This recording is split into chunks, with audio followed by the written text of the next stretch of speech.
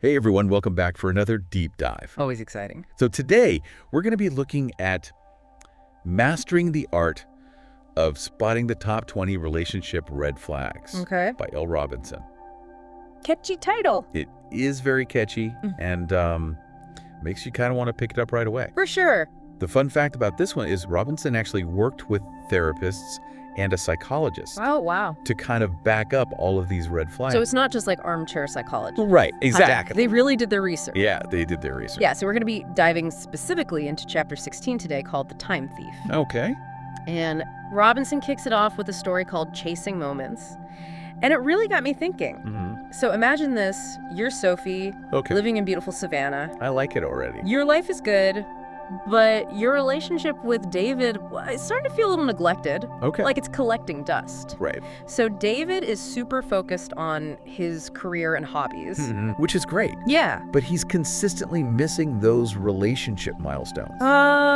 Anniversaries, special dates. Yeah. Even those little moments that make Sophie feel seen and appreciated. Like he's just not present. Exactly. It's like the relationship is on autopilot and she's starting to feel like a forgotten passenger. I see. And Robinson lays out these 3 big red flags that just scream, "Time thief" to me. Okay, lay him on me. Number 1, always being too busy for couple activities. Yeah. David's calendar is basically a fortress.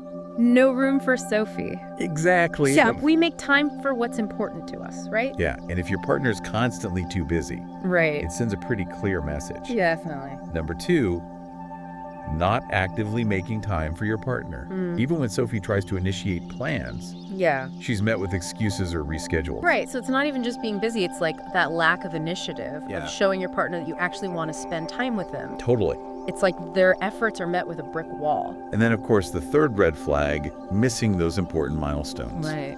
Like, how hard is it to remember an anniversary? Seriously, I'm it's not- not about the date itself, is it? It's Right. what that represents. Exactly. You know, commitment, shared history, a celebration of the relationship. And when you miss those milestones, you make your partner feel like an afterthought. Yeah, definitely unimportant. Like forgetting to water a plant. Uh-huh. Eventually it withers away. Sad. This is where I think Robinson's insights get really interesting. Okay. Have you ever heard of the concept of love languages? Of course. Right. So interesting. And Robinson doesn't explicitly use that term, Okay, but it's all over this chapter. I see. For Sophie, those missed dates and moments are speaking volumes in a language that David just doesn't seem to understand. It's true, and you know, it might not even be intentional. Right. David might genuinely be swamped. Totally. But if he's not speaking her love language, Right. all of that translates to neglect.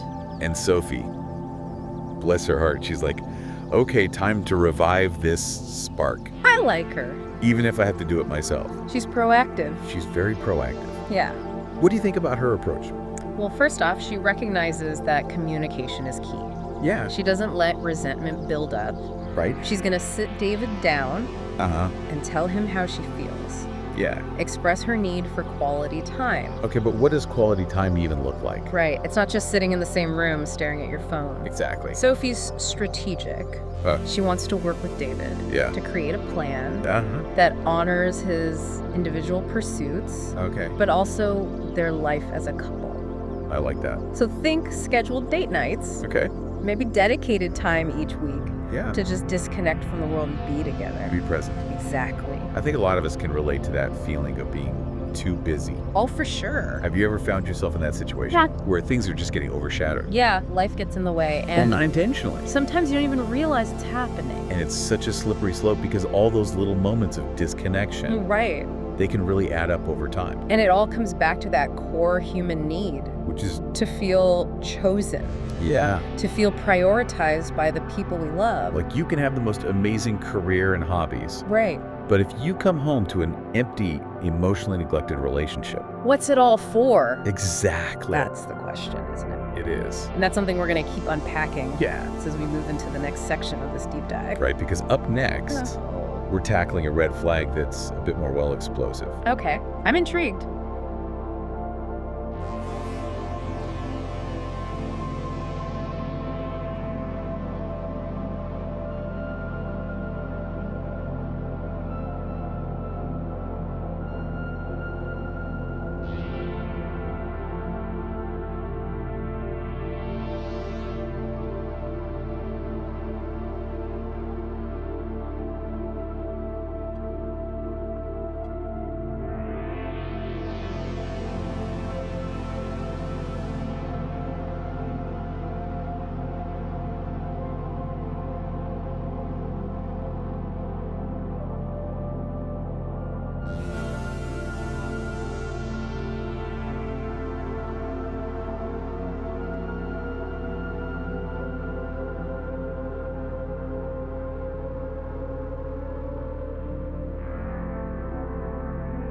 We're talking about Chapter 17, the anger spike. All right.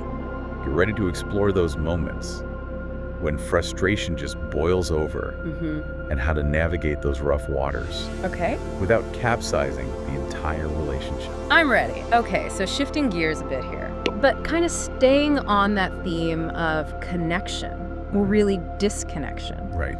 Let's dive into Chapter 17, Okay. the anger spike.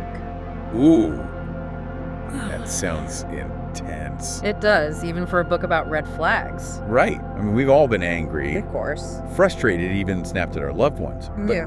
when does, like, quote unquote, normal anger Right. cross the line into something that's really harmful? Exactly. That's what I'm curious about. You hit the nail on the head. Yeah. Robinson isn't saying that anger is like a bad thing or Okay. that we should all be emotionless robots. Totally. But what this chapter really focuses on Okay. are those situations where anger becomes this recurring pattern that just creates a lot of destruction in the relationship. So we're not talking about... Think like constant blow-ups, those Yeah. screaming matches that leave everyone feeling raw, Okay. or even, and this is where it gets really scary, Yeah. any hint of aggression or violence. Okay, so we're not talking about getting annoyed at your partner forgetting to take out the trash. Right, exactly. We're talking about a whole other...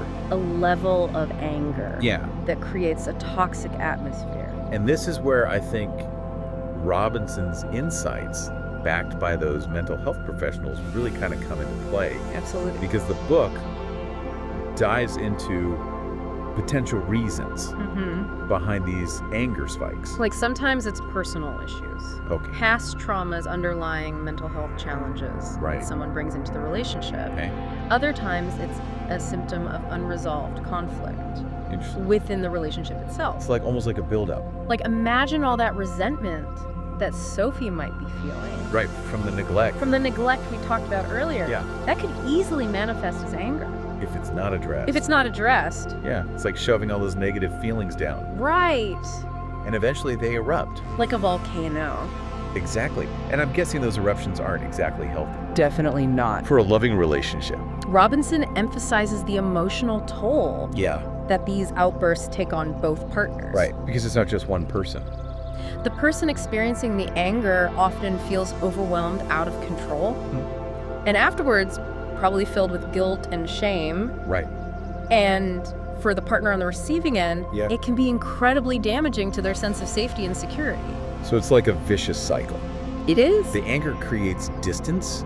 The distance leads to more hurt, More resentment. more resentment, which fuels more anger. And on and on. So how do we break free Yeah. from that pattern? There's no magic bullet, unfortunately. Right. But the book emphasizes two crucial elements: Okay, I'm listening. open and honest communication, Yeah. and seeking professional help if needed.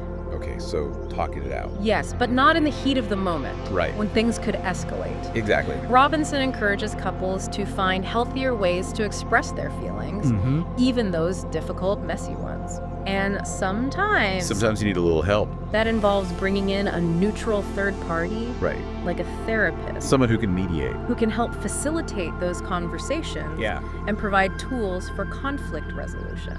I love that approach because it acknowledges that anger is often a symptom Exactly. of something deeper. Yes. Something that needs to be addressed. And not ignored. Not swept under the rug. Exactly. It's about getting curious about the root of the problem. The root cause. Yeah. Developing coping mechanisms and learning how to communicate effectively, Even when you disagree. especially when you disagree. It's like learning to fight fair. Exactly. Right. Express your needs without resorting to personal attacks or aggression. Setting those boundaries. Yes, creating a safe space Yeah. for both partners to express themselves without fear of judgment. That sounds so crucial. Absolutely. And the book goes a step further. Okay. It offers some practical techniques I love practice. for managing anger in the moment. Oh, in the moment. Okay. Have you ever noticed how your body reacts physically Oh, yeah. when you're getting angry? For sure. Maybe your heart starts racing, your muscles tense up. The heat rising. You feel that heat. Yeah. It's like your body's alarm bells are going off. Yeah, exactly. And Robinson suggests using those physical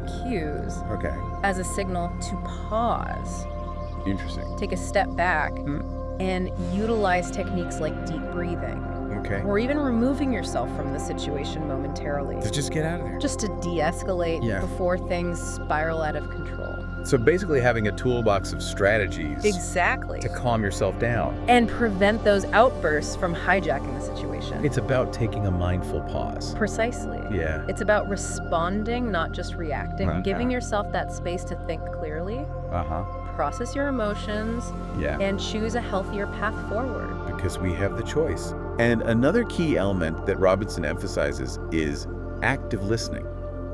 Yes, even and perhaps especially when you're feeling angry. That sounds really hard. It is. When you're in that moment. It's definitely a skill that takes practice and intentionality. Right. But think about it this way. Okay. When we feel heard and understood, even when we're upset, it helps to de-escalate the situation. Right. It creates a sense of validation and connection. Which is the opposite. Which is the opposite of what anger does. That's such a good point. It's a powerful reframing. Yeah. It shifts the focus from winning the argument. Right. Because a lot of times we get caught up to actually understanding and connecting with your partner. Even amidst the conflict. Even amidst the conflict. This chapter is really making me think about how we approach conflict. It's definitely eye-opening. In relationships in general. And the book reminds us that dealing with anger in a relationship doesn't have to be a solitary battle. Seeking professional guidance can be incredibly helpful. It's like having a coach in your corner. Exactly. Helping you train for those emotional sparring matches.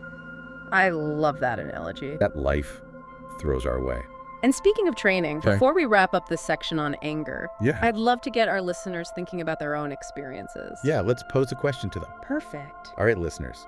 So here's something to ponder. As we move into the final takeaways from this deep dive. How do you and your partner typically handle disagreements? Are there patterns of anger or unhealthy communication that you've noticed? Take a moment to reflect on those dynamics. And consider how you might apply some of the insights from the anger spike.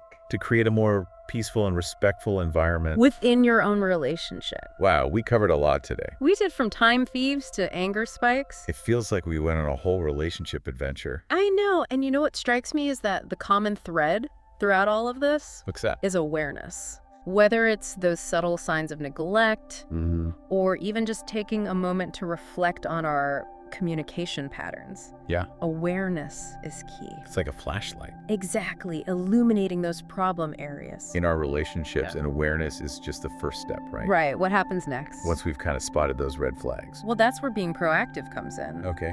Robinson's book is a call to action. I like that. It urges us not just to spot the red flags, but to do something about them. Right. To actually take action. It's about choosing to nurture our relationships, to put in the time and effort to build something stronger. And I love that you use the word invest. Yeah. Because it really highlights that relationships, they're like any valuable asset. They need attention. They require consistent care. And care. To thrive. And sometimes that means having those hard conversations, setting boundaries, or seeking professional guidance. And remember Sophie's story? Yeah. She didn't just sit back and recognize the neglect. No, she didn't. She took that awareness and she turned it into action. She did. She advocated for her needs and worked with David to find solutions. She took ownership. She didn't wait for David to change. Exactly. And it all ties back to those small, consistent actions. That can make a big difference over time. So it's about shifting from reactive to proactive. Yeah. Instead of waiting for problems to happen. And we can try to prevent them. We can cultivate those good habits. Yeah. Like open communication, quality time, mutual respect. It's like we're building up our relationship's immune system. I love that. Making it stronger. More resistant to all those emotional viruses. That can just come in and wreak havoc. That's a great analogy. And one of the key takeaways, for me at least, is that we don't have to do this alone. We don't. There's so many resources available. Therapists, counselors, books. Like the one we talked about today. That offer support and guidance. Seeking help is a sign of strength. Absolutely not weakness. Especially when it comes to relationships. Especially when it comes to matters of the heart. So as we wrap up this deep dive, what's the one message you want our listeners to take away? That's a tough one. But I think ultimately it's about being active participants in our relationships, approaching them with intentionality, curiosity, and a willingness to grow. As individuals and as a couple. Because healthy, fulfilling relationships don't just happen. You have to work at it. They're cultivated through effort. A shared commitment. To creating something special. I love that. And Robinson leaves us with a powerful question. Oh yeah, what is it? How can we proactively ensure that our relationships don't become another statistic of neglect and misconnections? It's a great question. It's a challenge to step up and create our own love stories. I like that. And on that note, happy diving, everyone. May your relationships be filled with awareness, intention, and lots of love. Hey there, fellow seekers of truth and wisdom. Did you know that the Church of Real Talk has a digital store on PayHip? It's where you can find an array of insightful ebooks, empowering guides, and inspiring resources to nourish your mind and spirit. Every purchase you make helps support our mission to spread love, understanding, and positivity. So why not take a moment to browse our collection? Your support means the world to us and enables us to continue growing and serving our community of chosen ones. Visit payhip.com/Church of Real Talk today and join us on this incredible journey of spiritual growth and enlightenment. Thank you for your support.